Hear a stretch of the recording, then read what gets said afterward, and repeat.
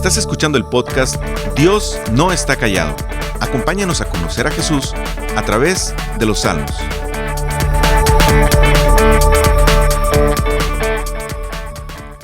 Existen diferentes requisitos y protocolos para poder entrar a diferentes lugares.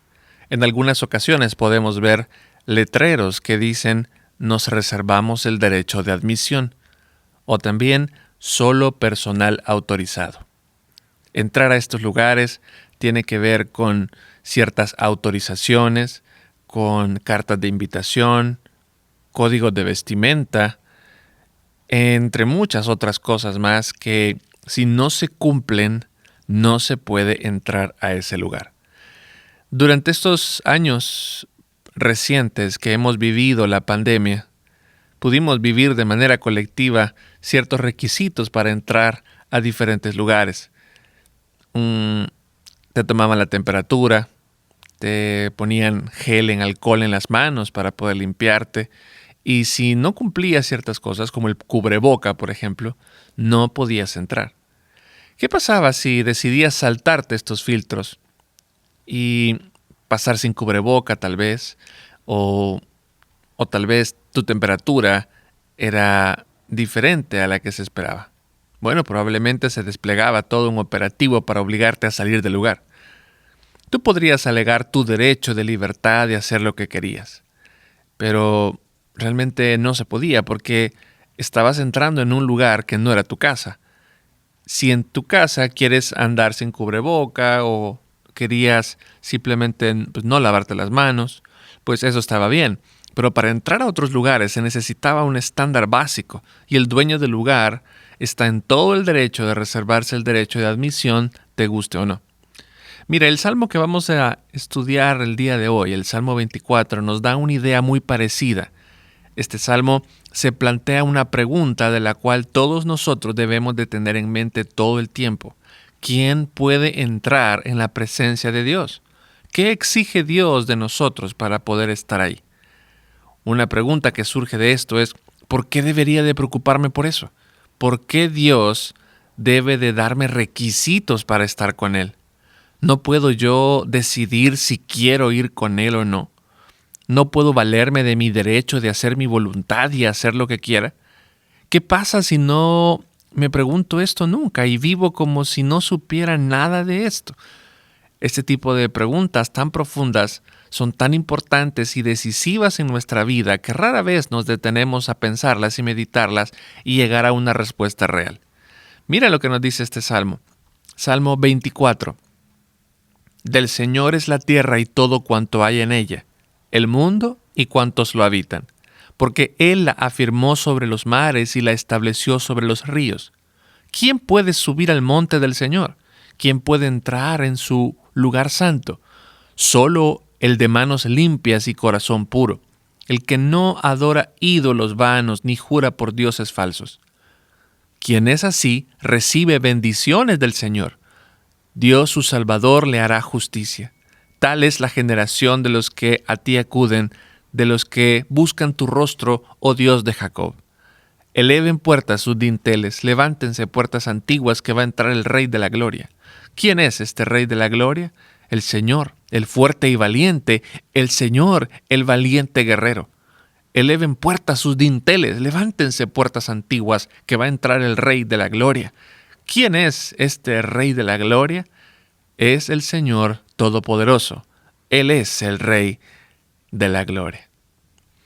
Mira, el salmista comienza con algo importante, que creo que necesitamos recordarlo cada uno de nosotros, y comienza desde la creación. Versículo 1 y 2, si prestaste un poco de atención, nos apunta a lo que Dios hizo. Y no solamente lo hizo, sino de quién es eso. Recalca la autoridad y la posesión que Dios tiene sobre la creación. Mira nuevamente, del Señor es la tierra y todo cuanto hay en ella, el mundo y cuantos lo habitan, porque Él la afirmó sobre los mares y la estableció sobre los ríos. Esta es una declaración que no muchas personas les gusta encontrar en la Biblia, y esto es fundamental para todo lo que sucede y ha sucedido desde el principio, y creo que no en vano es lo primero que lees en la Escritura cuando vas a Génesis. El pueblo de Dios y toda la humanidad en general tiene que saber que el mundo tiene un creador, un dueño y sobre todo un propósito. El ser humano no está aquí por accidente. La vida no termina en el último suspiro de esta tierra. El ser humano fue creado para la eternidad. ¿Por qué es determinante esto? Bueno, porque si todo es por accidente, si todo es por el azar, si todo es selección natural, si Dios es un mito, entonces no hay razón por la cual seguir una estructura o ley. No hay razón por qué vivir de acuerdo a alguien más. ¿Quién define lo que es bueno o malo? ¿Quién determina lo que debo de hacer o no? ¿Cuál es la razón para tener un estándar? Si no hay Dios, entonces que cada quien haga lo que mejor le parece. Al no existir Dios, es aparentemente legítima la idea de hago con mi vida lo que me plazca. Soy el dueño de mi destino. Yo decido lo que es bueno para mí. Yo actúo en base a lo que quiero. Yo hablo y digo lo que a mí me place y entiendo, porque esa es mi verdad. Podría vivir en promiscuidad, ser egoísta, orgulloso, mal encarado, chismoso, mentiroso, y nadie debe decirme qué hacer o pensar porque yo tengo valor por mí mismo. Yo sé lo que es bueno para mí porque yo lo digo. Este parece ser algo muy marcado en el discurso de la época en la que vivimos. Es más importante lo que siento y deseo que lo que Dios diga. Es lo que escuchamos a menudo. Por otro lado, cuando entendemos y creemos que Dios es real y es el dueño de todo, las cosas cambian dramáticamente. Y justamente es lo que el salmista está introduciendo para su argumento principal. Dios es el dueño de la tierra, no porque la compró en una barata de verano o alguien se la dio. Él es el dueño porque Él la creó, Él la fundó, Él la estableció y puso orden y sentido a todo lo creado, incluyendo el universo entero. El salmista agrega un comentario en rojo, negrito y subrayado, para que no haya dudas al respecto. Dios no solo es el dueño del mundo, sino también de los que en él habitan.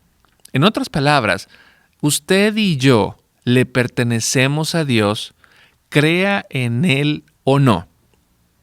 Es interesante que este versículo lo utiliza el apóstol Pablo cuando habla de comer todo lo que hay en la carnicería, aunque haya sido ofrecido a los ídolos. Veamos esto, 1 Corintios 10, 25 al 26. Dice Pablo, coman de todo lo que se vende en la carnicería sin preguntar nada por motivos de conciencia, porque del Señor es la tierra y todo cuanto hay en ella. Puedes comer de eso porque hasta esa carne le pertenece a Dios. Tampoco me malentienda de comer lo que sea. El argumento también de Pablo no es, tenemos que tener en mente que es pensar en lo que me conviene por el cuidado de mi salud y también por el amor al prójimo, al leer todo el contexto. El punto de Pablo es, Dios es dueño de todo. La vida de una persona cambia respecto a este entendimiento. Si yo le pertenezco a Dios, entonces tengo a alguien a quien rendirle cuentas de lo que hago. Lo que es bueno o malo lo determina Él, porque Él creó todo y sabe cómo funciona la vida. La manera de cómo debo de vivir la determina Él, porque Él tiene autoridad absoluta sobre mí. Vivir de acuerdo a eso o estar en contra de esto tiene consecuencias. Así que, aunque tú pienses que Dios no existe y que puedes hacer con tu vida lo que bien te plazca sin tomar en cuenta su consejo, o inclusive pienses que su consejo no es tan sabio como el tuyo y creas que Él no te está considerando para determinar su voluntad sobre ti y entonces le reclames. Mira, Dios sigue siendo tu dueño y soberano en todo. Eso también puede ser muy alentador, porque aunque crea que lo que he hecho con mi vida ha sido un fracaso de pecado tras pecado y que eso me descalifica delante de Dios y crea que estoy lejos del radar de Dios, el salmista nos recuerda que seguimos siendo de su propiedad y por lo tanto es el único que puede hacer algo para restaurarnos. Vamos a hablar un poquito más de esto más adelante. Esta declaración da paso a lo que sigue. Si Él es el dueño de lo que existe, si yo soy su posesión, si todo gira en torno a lo que Él ha decidido y establecido, el estándar lo pone Él y por lo tanto es Él quien establece los términos y condiciones de lo que califica a una persona para que pueda estar en su presencia. Es aquí donde se traza una línea abismalmente definida entre quién es Él y quién realmente soy yo. Él está muy por encima de todo y yo soy su creación que debo sujetarme a su voluntad. Y entonces surge la pregunta, ¿qué debo hacer para poder estar con Él?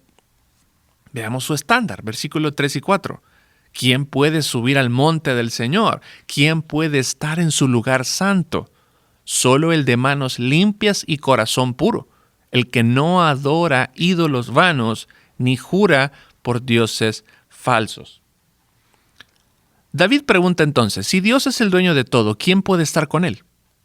Y no solo es el hecho de estar en el cielo, sino que enfatiza que Dios es santo y su lugar es santo. Y si esto es así, el que esté en su presencia debe ser igual que Él, santo.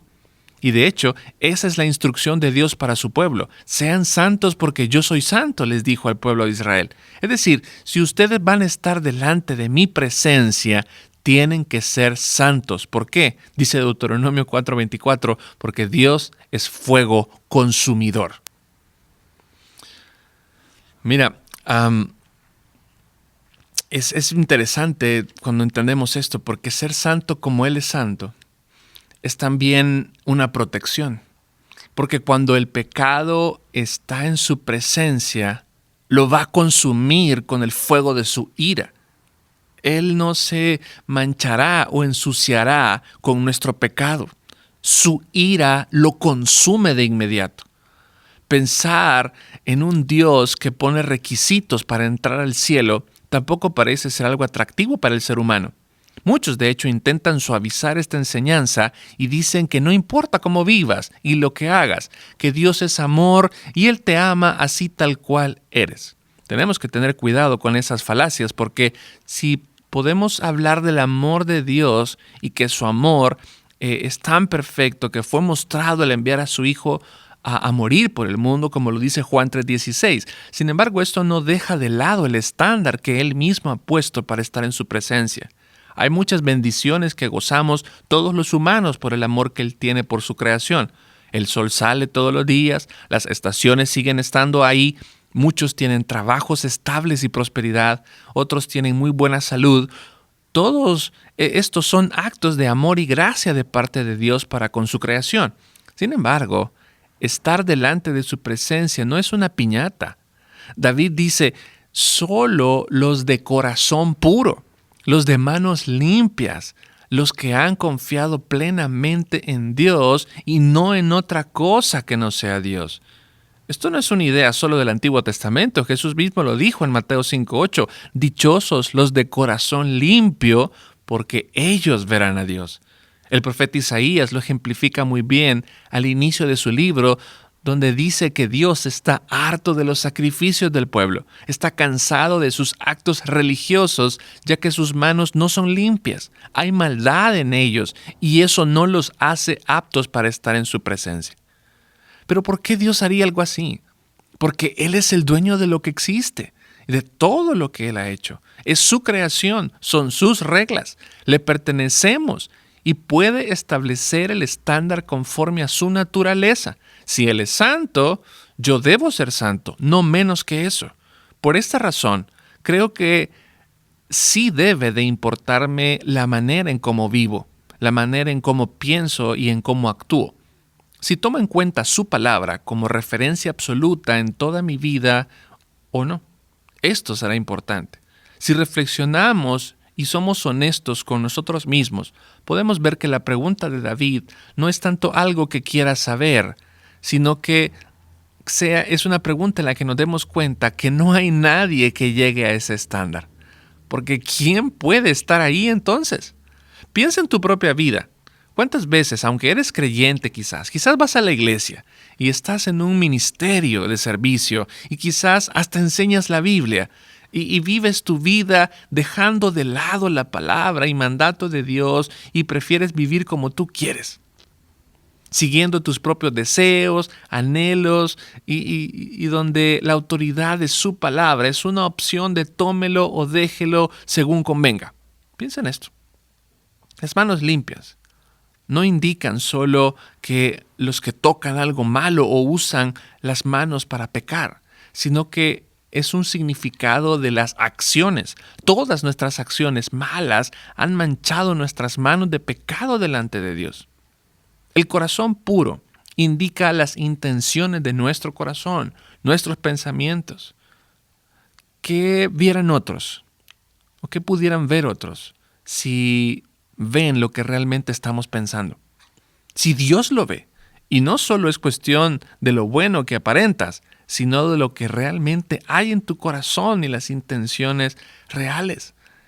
Él sí lo está viendo. Dios sí sabe lo que hay dentro de ti. Dios sí conoce las intenciones de tu corazón. No elevar nuestra alma a cosas vanas o falsas indica en quién o qué confiamos. Confiar o creer en algo fuera de Dios es creer en la mentira, abrazar la idea que tendrás paz por medio del dinero o placer fuera de lo indicado por Dios, o creer que los insultos legitimizan tu dignidad. Todo aquello en lo que confiamos fuera de Dios, fuera de su instrucción, todo eso es falso y mentira. ¿Quién puede estar ahí en la presencia de Dios y disfrutarlo para siempre? Si el salmo terminara aquí, sería un salmo tan real, pero desesperanzador. Nadie puede llegar al estándar de Dios. Nadie merece estar ahí. Es entonces cuando David anuncia el Evangelio. La buena noticia de todo esto, versículos 5 y 6. Quien es así, recibe bendición del Señor. Dios, su Salvador, le hará justicia. Tal es la generación de los que a ti acuden, de los que buscan tu rostro, oh Dios de Jacob. David nos ha venido hablando de un rey que sería aceptado por Dios. Todos los salmos anteriores hemos visto esto. Un rey que sería aceptado por Dios, un rey que sería escuchado y exaltado por Dios porque sería obediente, perfecto, justo y no se encontraría en él ninguna falta ni pecado. Al ver la vida de Jesús, nos damos cuenta que sus obras siempre fueron justas y no están manchadas con pecado. Lo único que corrió por sus manos es la sangre derramada por nuestros pecados. Su corazón siempre estuvo firme y confiado en la palabra de Dios y se rigió bajo la autoridad del Padre, aunque eso significara pasar por la muerte dolorosa de la cruz. El autor del libro de Hebreos, en el capítulo 4, verso 15, nos dice: porque no tenemos un sumo sacerdote incapaz de compadecerse de nuestras debilidades, sino uno que ha sido tentado en todo de la misma manera que nosotros, aunque sin pecado. Su alma se elevó en confianza a la verdad de Dios. Jesús sabía que el plan de Dios para rescatar a sus hijos era el indicado. El camino sería duro, un camino amargo porque experimentaría la agonía de la separación de Dios por el pecado de la humanidad. Sin embargo, no confió en la mentira de la tentación. Dice Juan 1:14, y el Verbo se hizo carne y habitó entre nosotros, y hemos contemplado su gloria, la gloria que corresponde al Hijo unigénito del Padre, lleno de gracia y verdad. Primera de Pedro 2, 22 y 23 dice: Él no cometió ningún pecado, ni hubo engaño en su boca. Cuando proferían insultos contra él, no replicaba con insultos. Cuando padecía, no amenazaba, sino que se entregaba a aquel que juzga con justicia. Nuevamente, estamos ante un salmo que muestra que el único capacitado para estar en el lugar santo, en el lugar de Dios, disfrutando de la compañía y comunión de Dios, es Jesús. El único limpio de manos, el único de corazón puro y con un alma alineada con la verdad fue Jesucristo. Dios derrama sobre Cristo todas las bendiciones porque es el único que cumplió los requisitos que se pedían de santidad. Jesús fue resucitado, fue exaltado con poder. Si solo Él puede estar calificado para estar ante el Padre, ninguno de nosotros cumple estos requisitos, ¿cuál es la esperanza o garantía para nosotros? dice Romanos 1:17. De hecho, en el Evangelio se revela la justicia que proviene de Dios, la cual es por fe de principio a fin. Tal como está escrito, el justo vivirá por la fe. Al creer en Jesús como el único que puede salvarme y perdonar mis pecados que me separaban de Dios, se me otorga la justicia que necesito. Dentro de mí no hay justicia propia. La justicia se me tiene que ser otorgada por Dios. A los que confían y creen en el nombre de Jesús se les da el derecho de ser hijos de Dios. Es Dios quien nos da la justicia de Cristo. Como dice también Pablo en 1 Corintios 5:21, por nosotros Dios trató a Jesús como pecador para que nosotros fuéramos tratados como justos. Solo por la obra de Jesús es que cuando confiamos en que a través de Él podemos ser justificados, es cuando nuestras manos pueden estar limpias, nuestro corazón puro y nuestra alma aferrada a la verdad. Dice Romanos 5:1, en consecuencia, ya que hemos sido justificados mediante la fe, tenemos paz con Dios por medio de nuestro Señor Jesucristo. ¿Qué significa tener paz? Sin Cristo, el fuego consumidor está dirigido a nosotros, pero por medio de Cristo, ese fuego se aparta de nosotros y lo que recibimos es paz.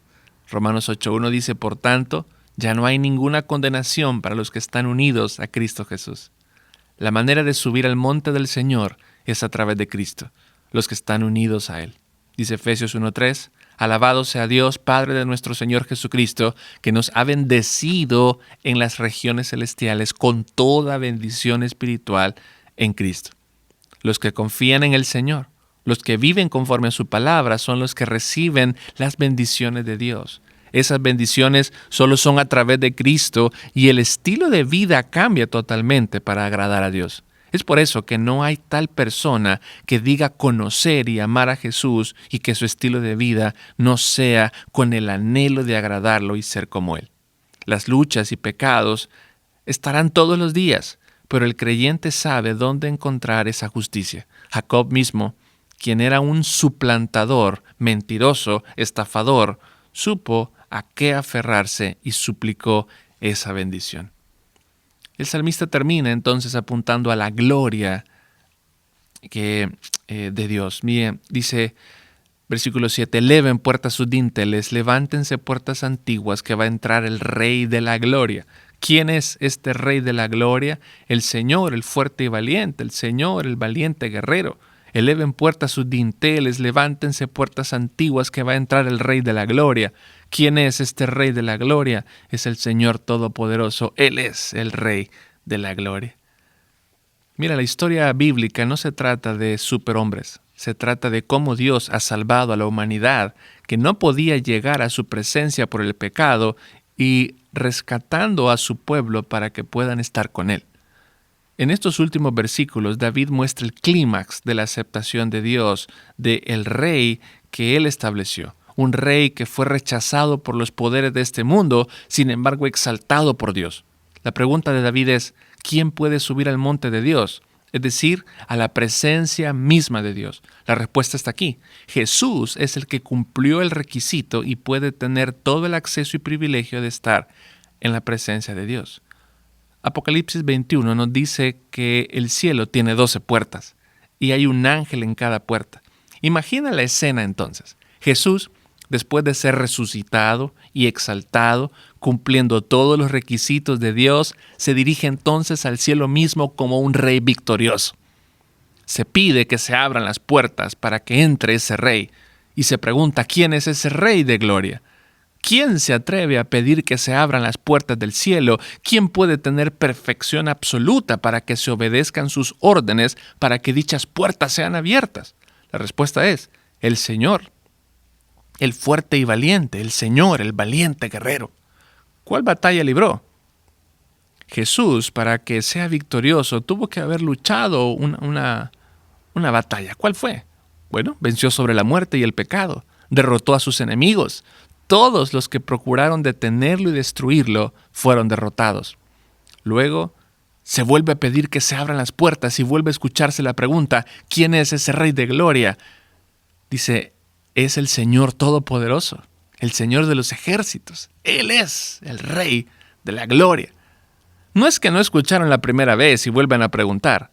sino que enfatiza una idea más amplia que nos da esperanza. Jesús entra al cielo victorioso y merecedor de toda la gloria por su victoria, justicia y santidad.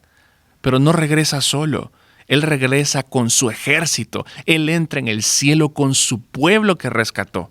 Dice Hebreos 9:24, porque Cristo no entró en un lugar santo hecho por manos, una representación del verdadero, sino en el cielo mismo para presentarse ahora en la presencia de Dios por nosotros.